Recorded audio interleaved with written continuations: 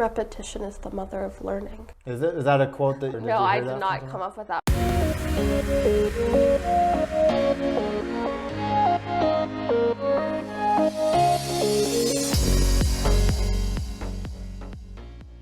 Hello and welcome to Daily Life at Mintleaf. We have a guest today, Maya Shimoda. Hi. Hi. Thanks for being here. No problem. So you've worked for Zen for a long time. Yes. And I remember meeting you before there was ever a Mintleaf school. Yes. Well, Mintleaf was in the works.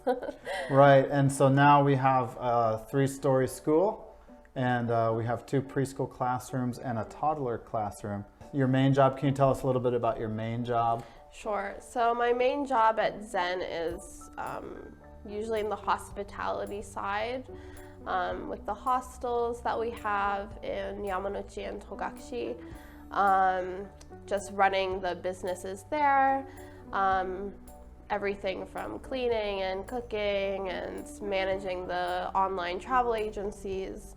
And I also teach English out there as well. But now, because of the coronavirus, I am here helping out with the toddlers mainly. Great. So you have Mintleaf language school within the hostel. Exactly, yeah. I like to think of it as like the root of Mintleaf because it's really the first Mintleaf school, I guess, in a sense. Right, Yeah. and you have a background in early childhood education before you started teaching that. You told me a little bit like you grew up in the Waldorf system. Yeah. Or I think one big difference is when I think of Waldorf, I think of some very specific activities like you've talked about shaded drawing, about crocheting and knitting from a very young age, like 5 or 6.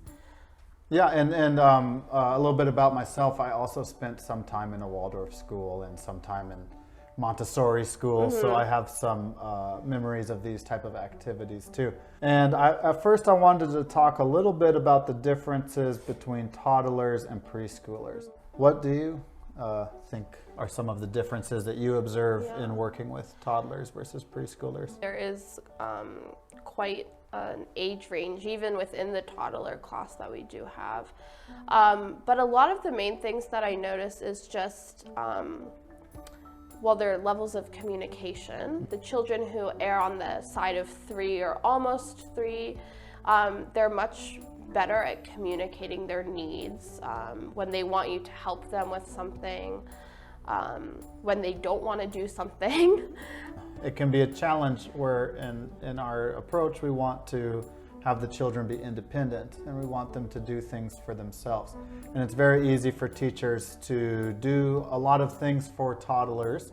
And so, and toddlers do need more support than older children with more developed fine motor and gross motor muscles. Their hands are still developing. Their bodies are still developing. So all of those small and large muscles are still very much developing. Things such as putting a shirt or socks on. Not every child that's 2 years old can do that, and that's a matter of development, and not everybody develops at the same age in the earliest years. As far as the language goes, in that toddler time, you will most likely see the children experience the language explosion when they finally are able to use words. So up until a certain age, the children have trouble communicating, and the teachers have to kind of really observe and learn the signals of the children. Some common behaviors in toddlers, you might see hitting, biting, scratching. As we know, all behavior is a means of communicating. So once they're able to communicate with words, we find that a lot of those behaviors naturally resolve themselves. Luckily, there's not many of those behaviors in this current group. Yes. Another big difference is toddlers are more attached to adults. So there's some needs for physical contact or physical affection. Toddlers may ask for hugs more often than the older children. During nap time as well is a big time for, we all use almost all available limbs to pat the back. Doing the patting, the tonton, big thing. Whereas I have helped upstairs with the older kids in the preschool putting them down for their naps. It's very like, I don't need you. I can go to sleep by You myself. want to maybe give them more space. Yeah. So occasionally, as an administrator, I may recommend teachers pick up the child who's crying or initiate some sorts of physical contact as a way of supporting them developmentally. The older children, of course, sometimes they ask for hugs or you know, high fives or sitting on a lap to read a book. As children get older, that becomes less of a need. Yes, I definitely agree with that. To the side.